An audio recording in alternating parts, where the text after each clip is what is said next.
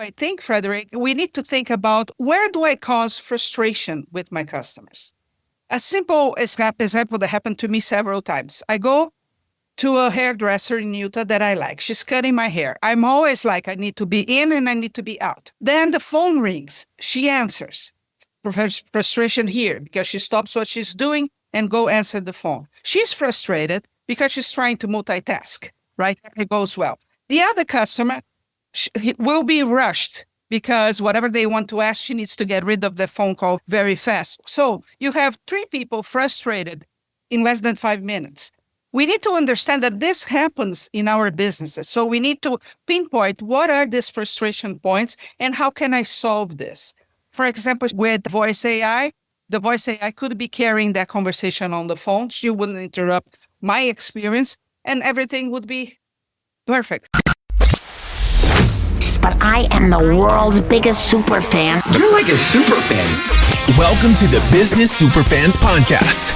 We will discuss how establishing business superfans from customers, employees, and business partners can elevate your success exponentially. Learn why these advocates are a key factor to achieving excellence in the world of commerce.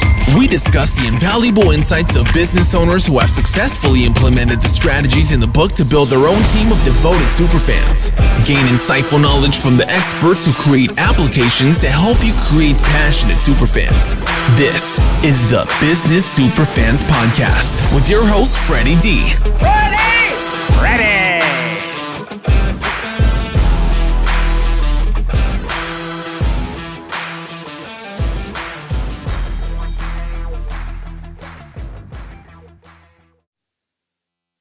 In this episode 89 of the Business Superfans podcast, we're joined by Shahar Boyayan, a Brazilian immigrant who spent the last 2 decades in the U.S. helping businesses from solopreneurs to mid-sized companies navigate and innovate.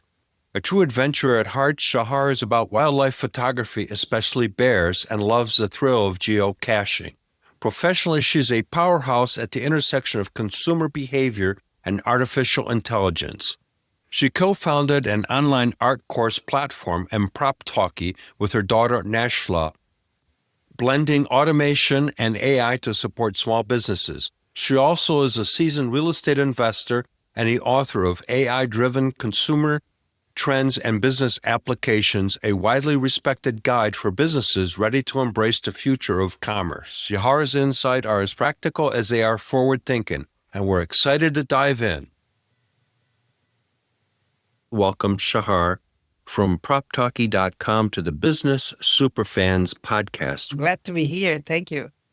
So, tell us a little bit about the backstory of how you came up with the platform. My daughter and I work together on several fronts, and one of them is investing in land. We buy land from auctions and sell them. As you know, you were in sales, so you know how important customer, right? Mm-hmm. There were no tools that would help us follow up with possible investors or buyers in a way that makes sense for the business. So we started developing a platform for ourselves. We use High Level, but she customized for different parts of the negotiation with buyers and investors. And after we used that for a while, we saw, okay, this has so many possibilities. Let's implement that for our other businesses. One of them, for example, is a production company where we do art courses. We've been doing that for about 10 years. So we customized to that until Talkie is really a tool that serves a lot of industries today. And then AI is making it even better, right? So we have several agents there that can help the businesses have more profit. How important is follow-up in your business, or in general, I should say? Yeah. You know, Frederick, I think for the small business owner, they have the concept that they need to do follow-up with their customers, right? We understand that because it costs a lot less to keep a customer buying from us than to keep acquiring new customers all the time. But at the same time, the small business owner is usually working on whatever craft they do, right? So if they have a restaurant, a dentist practice, whatever it is, and it falls through the cracks. Sometimes they have an autoresponder or a newsletter, but it stops right there. We need something in depth because the consumer today is expecting hyper-personalization on everything. They want to feel they matter. And it's not with a newsletter every 10 days that you're going to do that. We need to keep that communication going in different formats in a way that they will really engage with us. They will become fans of what we do. So it's not business, saying, hey, we are here and we are awesome, but a lot more than that. That's why we created this. And that's why I think if you don't do the proper follow-up, you're always leaving money on the table. Oh, absolutely correct, Shahar. I have a philosophy being in sales for 40 years. I was a tech guy for 5. One of the things that drilled into my head was follow up and follow up. In today's world, if somebody sends an inquiry for your product or service, you have a 15-minute window to respond. If you don't respond within 15 minutes, they're probably looking someplace else. And the advantage of responding very quickly is, one, it shows you're interested, shows respect, and more importantly, if they are looking at somebody else, right, you can set the bar quite high for your competitors because you're the first one to be there. Yeah. Right? Today, the average response time has been 72 hours. The lead is dead by then. Yeah. But people get busy and they don't do. And also, I think, Frederick, we need to think about where do I cause frustration with my customers? A simple example that happened to me several times. I go to a hairdresser in Utah that I like. She's cutting my hair. I'm always like, I need to be in and I need to be out. Then the phone rings. She answers. Frustration here because she stops what she's doing and go answer the phone. She's frustrated because she's trying to multitask, right? It goes well. The other customer will be rushed because whatever they want to ask, she needs to get rid of the phone call very fast. So you have 3 people frustrated in less than 5 minutes. We need to understand that this happens in our businesses. So we need to pinpoint what are these frustration points and how can I solve this? For example, with voice AI, the voice AI could be carrying that conversation on the phone. She wouldn't interrupt my experience and everything would be perfect. If she has the proper systems in place, the follow-up will be done with whoever called and with me as well.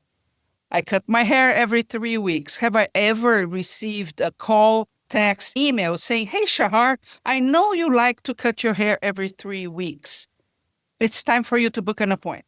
Simple reminder that would say, wow, they noticed that I cut every 3 weeks, not every 4, not every 5. So all this, you keep thinking, okay, we create that loyalty, but their loyalty is on a very stretchy line that can be broken at any point because there is not the thing of I matter to them. I have a saying in my book, Creating Business Superfans, that people will crawl through broken glass for appreciation and recognition. Exactly. And you know what's happening? There was a Harvard study showing that 1 in every 5 Americans feel extremely lonely. And 1 in every 3 Americans think they have a good friend. Since COVID, we have been isolating ourselves at home. Then work from home thing, and now AI, that we are catering our houses to exactly what we want, but we are feeling lonely of social interactions. And the businesses that say, hey, I know what you like to eat when you come to my restaurant. I know how you like things done. I know the experience you expect. Well, they're doing well, right? Absolutely. They're just crossing their arms and thinking, wait to see how this goes. They're going to be left behind. No, absolutely correct. And you said an important thing here that I want to emphasize, Shahar, is that some people are still working from home. Businesses are trying to get people back into the office, but nevertheless, there are people that have their own businesses and they work at home by themselves. And like you said, they're a little bit lonely. And one of the things I shared in my book was sending a birthday card through the mail, old school, and you might be the only person that sent them a physical birthday card, which takes you minutes to do. But that impact on that person is profound, especially if it's the only card they got. They're going to become a super fan of whoever the sender is, and they're going to tell their few circle of friends, my dentist sent me a birthday card. Can you believe it? Nobody else did, but my dentist did. Exactly. It might be the only card they get on that date. Yes. And Today, you don't even need to do the designing or anything because you have AI to design and to ship that without you touching your hands in anything. But you know what's the barrier here? To convince the business owner that this type of marketing works really well. They will think that whatever they do on social media will work today because what everybody else is doing. But you have to understand that when I get a card in the mail, I will give undivided attention to that card, right? What's behind that? Somebody remember this. I am not invisible. They know I exist. They know I spend my money with them. The bond you create, you do not create by posting videos. I'm not saying it's not good to do social media. We all do it. But I have to understand that when I have a chance to get undivided attention, I should go to that. Well, I have another saying, the little things are really the big things. The little things usually have the biggest impact. Saying thank you is a little thing, but the impact it has is tremendous.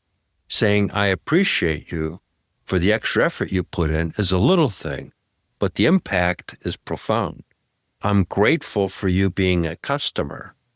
Yes. That's a little thing, but the impact is huge. Because as consumers today, we actually have tons of options to spend our money. We don't have to go back to the restaurant. We don't have to go back to the hairdresser. We have many options. We could create the fun of trying something new every single time. But for the business owner, that's not what you want. You want that repeat customer. So if you don't go the extra mile, you're not going to get that. Unfortunately, during COVID, we had to adapt things to survive as businesses. We thought that after that was over, it was okay, right? From QR codes and not having paper menus anymore to all kinds of other bad habits. And we didn't go back to the good habits, right? And that impacts because anything that makes me work to get the service is not going my way. If I have to, and simple things, you might think, no, but everybody uses QR codes. Yes, they do. Very useful. I have to get my glasses from my purse. I have to put glasses and then I have to scroll. It needs to adapt to my screen or my device. So I'm thinking all the time, obstacle, obstacle, obstacle, obstacle. Then I have the dinner, might be a wonderful dinner. Nobody's going to ask for my name, my email, my address, my birthday date, nothing. So you spend sometimes a couple $100 on a nice dinner, but the business owner has no way to bring you back. Correct. Yeah. So let's go more into Prop Talkie and talk about some of the automations in there. We talked a little bit about the hair salon with the phone automation. I'd like you to share a little bit more, because I'm familiar with the platform, but I'd like you to share a little bit more of how really this is such a game changer for businesses implementing something like Prop Talkie into their business. So if we analyze a business, whatever business it is, we can create a workflow. That is how you work inside high level, right? I can create a workflow cater to exactly what you need as a business. It's not a cookie cutter. We're going to adapt that. When it comes to the AI agents, or like we like to call them, the AI employees, same thing is done. It is tested for your business specifically. We do tests every single day. For example, we were testing because AI is good, but it can be better. And it depends on the AI learning from you every single time, right? That's how they get better. So we did a test for a funeral home, a fictitious one, to see how, in a very sensitive subject, how the AI would behave, because you programmed just up to a point. And it was impressive, Frederick. It showed some empathy, made suggestions that were exactly according to what the person was talking about and budget and things like that. If we tested that 6 months ago, it would be a totally different ballgame. So it evolves. And the more you keep feeding that AI, the better it gets. You mentioned cards. We just did with a client of ours. I have several restaurants as clients. And it took us a while to convince that for Valentine's Day, we should send a card in the mail with a promotion. The resistance is always because it's not online, right? But we did. We sent it. He has 2 units. Both units broke a record in attendance, not only on Valentine's Day, but also on Saturday with cards. Simple thing, right? It was a card with Valentine's stuff and a coupon as an offer. That was it. But all of that was done automatically. So he didn't have to go to the post office. I didn't have to go to the post office, nothing like that. But you have to think, okay, let's talk to this business, see what are the friction points, where are the points where they are failing, either because they don't have time or they think it's too expensive or it could be better. Create a solution to keep the customers that you have first and then go after new ones, because that sustains the business. Sometimes we have crises. COVID was a big one. The businesses that survived were businesses that could communicate with their customers during that time in an effective way, right? Yeah, it involves everybody, because if you've got employees, you got to take care of them. The employees are really the front line to prospective and existing customers. So if you don't take time to first recognize your team and empower them to make decisions, they're empowered to create a great customer experience. Prospective customer coming into a restaurant for the first time, you want that to be a great experience, not only in the food, but the whole aspect of it. And then transforming that into a customer. And just like you said, maintaining that relationship with that customer, because it's very expensive to re-onboard customers. It's very expensive to re-onboard employees as well. Exactly. And here's the thing that you highlighted, and I want to really emphasize that, is you blended old school method, which is postal, and new school technology. And that gives you the competitive advantage that most people don't realize, because an email may not get viewed. You're not going to recognize who it is. The subject line doesn't catch your attention. A piece of mail coming in, you have at least a chance to take a peek at it before you throw it away. It gives you 15 seconds to, I'm going to look at this a little further as you're going through your mail. You have an actual physical chance, especially if you use a postcard as a marketing method to introduce yourself to a marketplace. It's going to get seen because there's nothing open. It's visual.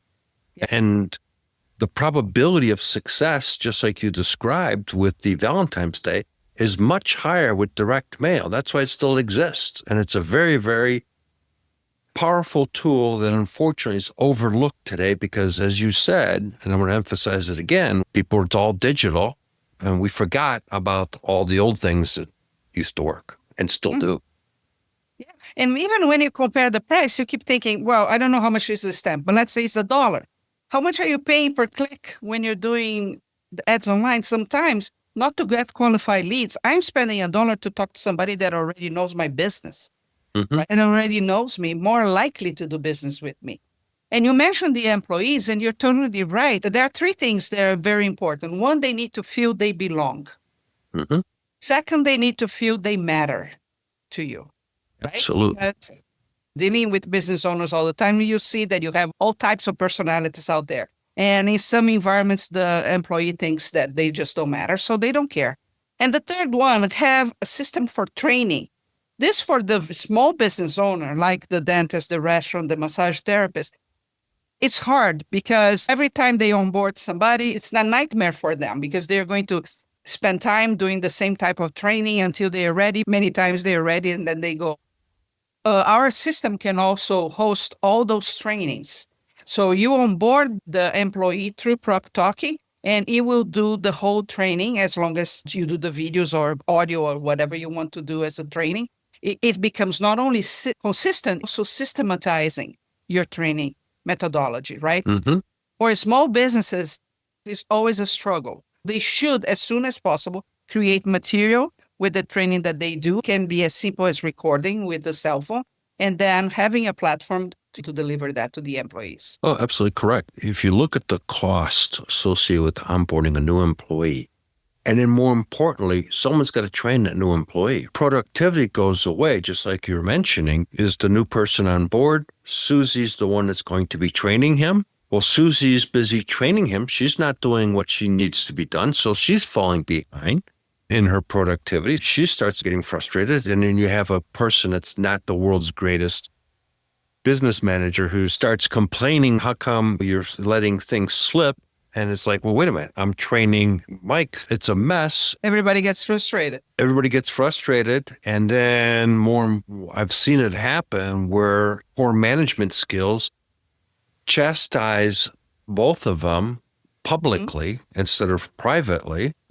And so now that pollutes the rest of the company's environment because now everybody goes, oh my gosh, I don't want to be what happened to Mike and Susie.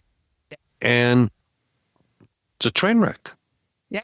Because one person that is dissatisfied will, wherever focus goes, energy flows. So everybody starts getting with the same sentiment. And at the end, you have a terrible working day. Yeah. Or working environment. And now nobody even wants to go to work. So the productivity goes down the drain. What you're doing is a great idea, leveraging the technology to onboard new people. Then you can still have Susie check in on Mike, but now she's able to do what she needs to do, and Mike can go through the program. And then you can have the testing in there to make sure they've passed the training. And that's rewarding for Mike as well because of how you've described leveraging the technology. You've transformed it into a very positive environment.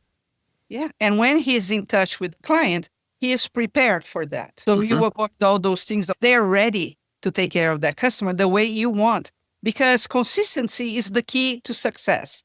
So if I go to a place and I have a nice experience, next time I want the same experience. And the other time I want the same experience. If that varies a lot, it will create micro frustration as well. So that adds up over time.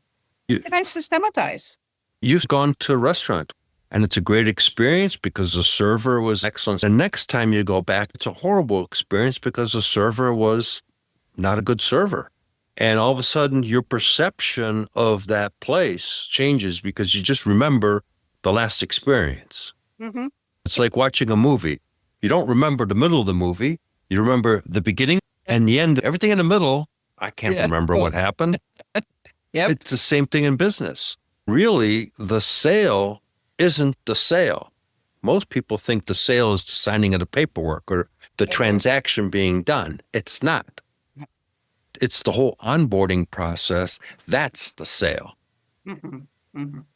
Because it sets the experience that they are going to have. Yeah, and if you create a good experience, that's how you transform customers into superfans. We talked about good experience for the employee. That's how you transform them into superfans.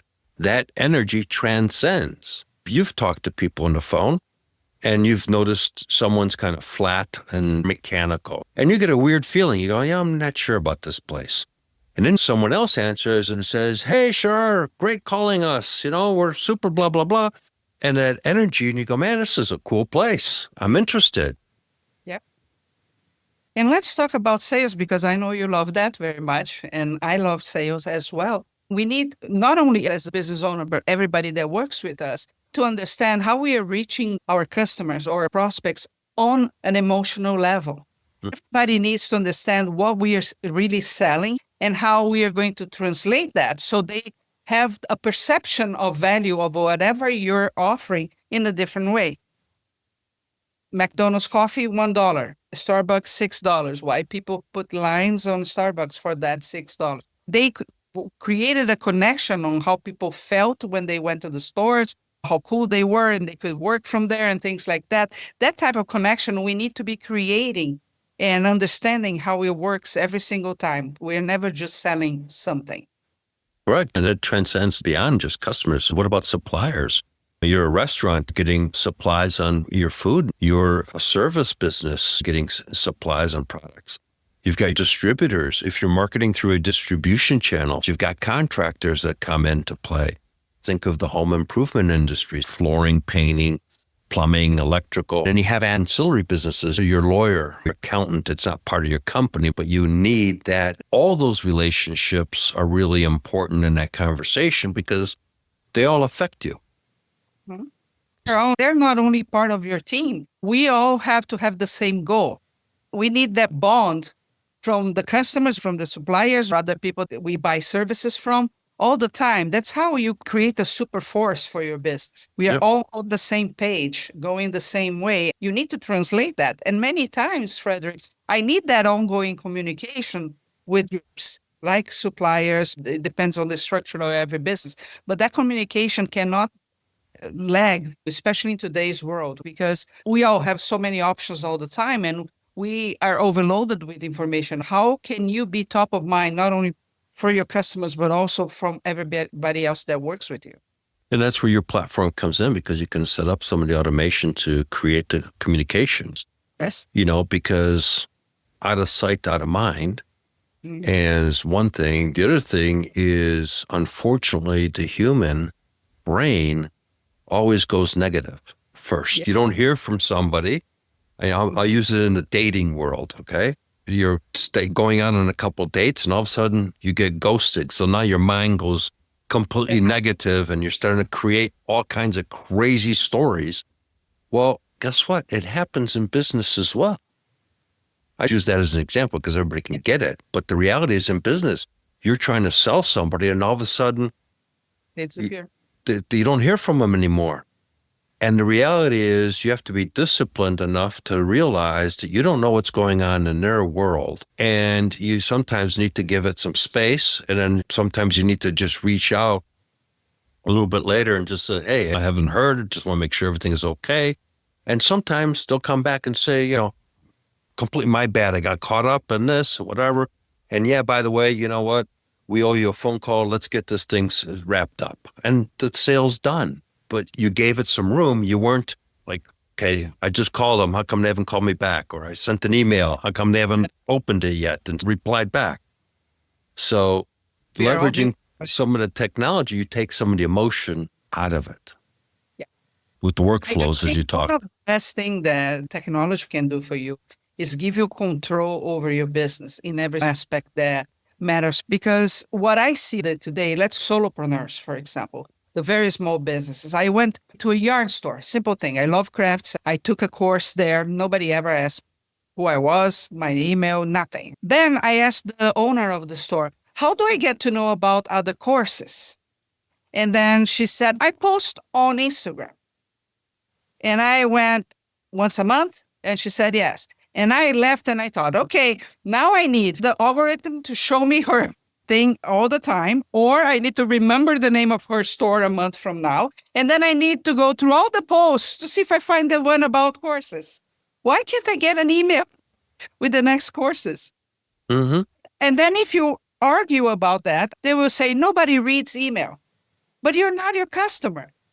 So if you read emails or only read once a month, that's you. Doesn't mean all your customers are that. We are always in business working with percentages, right? Making me work to know about the courses that you have sounds cool to you because you're on a platform, but it doesn't sound cool to me because I get bombarded with information every single day. I'll be happy to remember the name of your store next month. I probably won't, and not bad faith. It's just that how it goes. It's sadly the same thing with even the home improvement industry. I'm going to pick on them. We've all had work done on our house. You're happy with the work, and then they disappear. Yeah. They don't come back and say, hey, Shahar, it's been 3 months. Just want to make sure everything is still good. Geez, 6 months have gone by, or it's a year anniversary since we were there. Just want to reach out and say hi. If you ever need us, we're still here. We appreciate you. Simple. It doesn't have to be a book. Just can be a couple little sentences. And your customers can be your sales force. Why not train them to be your sales force? For example, tiles and reforms around the house, because they're higher ticket items, people think, no, they bought this, they're never going to buy this again. And they forget the network they have. If they go to church and have a lot of people, if they like to change the rooms in the house, they assume, no, they only do business with us every so many years, like cars, for example. That's not true. And you're forgetting that the network each person has, you just don't know how big it is. This job, that was fine. And then we complain, oh, the market is not doing as I wanted. Yes, because not bringing new people. What about all the others that you did business with that could be promoting you? So many simple things that can be done. You clean carpets, right? There's nothing exciting about that. We all like clean carpets, but really nothing exciting. I hired the company. What if the moment I answer the door, the guy gives me a bouquet of flowers that cost him maybe $5, $10? When the carpet is clean, am I going to tell my friends my carpets are clean? Or am I going to tell my friends, I hired this guy to clean my carpets, and guess what? I got these hydrangeas. They're awesome. It's the little things that are the big things, which is why I created this Business Superfans podcast show, a book, and I'm actually starting to work on another book because exactly what you just said. People don't understand that nobody cares about who you are. They care about themselves. You either learn how to talk to the consumer, talking about them, what they will become by working with you. And it doesn't matter if you clean carpets or you're a consultant. Who will they become by working with you? If you don't have that answer, you should sit down and think about it. Because in whatever we do in life, we need to impact and transform. Yep. If we're not doing that, we're just selling stuff. And stuff has no value. No, it has no emotional value. So let's start by thinking, who do they become by working with me? And when I have a conversation, am I talking about what I do, how good it is? If you ever been to a networking meeting, you know how it is, right? Mm-hmm. Every person has 30 seconds. And they spend those 30 seconds talking about how great they are. And you sleep in the middle of the table because nobody cares. We need to understand that. Absolutely correct. When I was selling software in the engineering and manufacturing space, I didn't get into conversations about what the software could or couldn't do because there's other products that do similar stuff. It gets the job done. I focused on where the business owner wanted to take their business. What was their growth strategy? What was their plan? What were their biggest pain issues? We looked at how to address those. Then we talked about how my technology could help achieve that. So I was in a completely different conversation and space than my competitors. They were all talking about how wonderful they are, and that's what you reminded me. I didn't talk about how wonderful we are. I talked about how I can help you get to where you want to go. And this is just a tool that'll help you get to that goal. Exactly. And that's at the end exactly what we all do. We sell tools, right? Our services. The thing is, it's a much more effective way of saying, I can do this and I can do that. And there's AI and there's automation. Beautiful. But Frederick, you and I are in a call right now, right? We are recording a podcast. Maybe your phone is ringing and you're not answering that.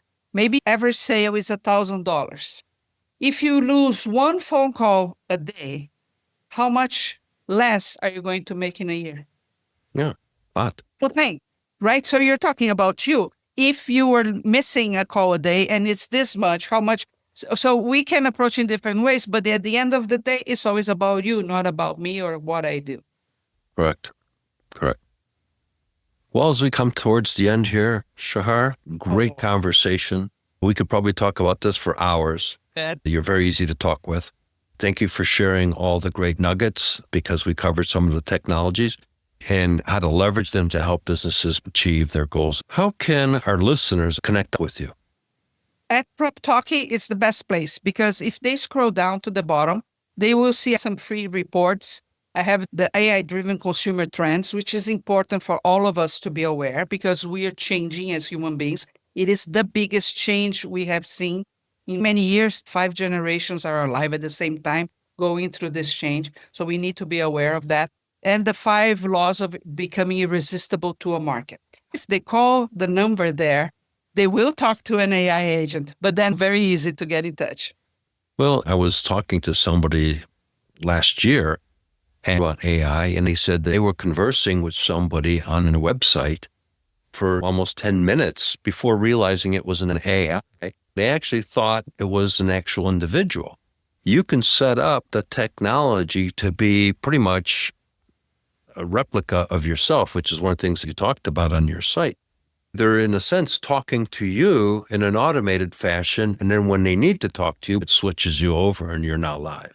Yeah, it is really impressive the way it is today. If they are used to going to a website and just having a bot with those 5 questions they can answer, it's not what is out there today. I can train my AI to really talk like I do. Yep. Right? Yeah, well, I wanted to bring that up because that's the game changer right there. It is. Thank you so much for your time today, of being a guest on a Business Superfan podcast show. And we look forward to continuing the conversation another day and having you a guest again. Thank you. All right, Shahar, thank you. Hey, Superfan Superstar, Freddie D here. Before we wrap, here's your 3A playbook. Attract, advocate, and accelerate your business power move for today. Here's this episode's top insight. You don't win loyalty by being loud. You win by showing customers that they matter more than a sale. So here's your business growth action step. Implement one automated personalized touchpoint this week, like a custom voicemail or an AI written birthday card, proves to your customers you're paying attention when others aren't. If today's conversation sparked an idea for you, share it with a fellow business leader who would benefit and grab the full breakdown in the show notes. Let's accelerate together and start creating business superfans who not only champion your brand, but accelerate your growth. Thank you for joining us for another episode of the Business Superfans podcast. If you found today's conversation valuable, don't forget to hit that subscribe button, leave us a review, and share this episode with someone who could use these powerful insights to level up their business. Remember, creating business superfans isn't just about your customers. It's about fostering genuine, impactful connections across your entire business ecosystem. When you invest in those relationships, success doesn't just happen, it accelerates. Until next time, I'm your host, Freddie D. Let's keep building superfans, creating unstoppable momentum, and driving your business toward extraordinary success. See you in the next episode. We hope you took away some useful knowledge from today's episode of the Business Superfans podcast. The path to success relies on taking action. So go over to businesssuperfans.com and get your hands on the book if you haven't already. Join the Accelerator community and take that first step in generating a team of passionate supporters for your business. Join us on the next episode as we continue guiding you on your journey to achieve flourishing success in business.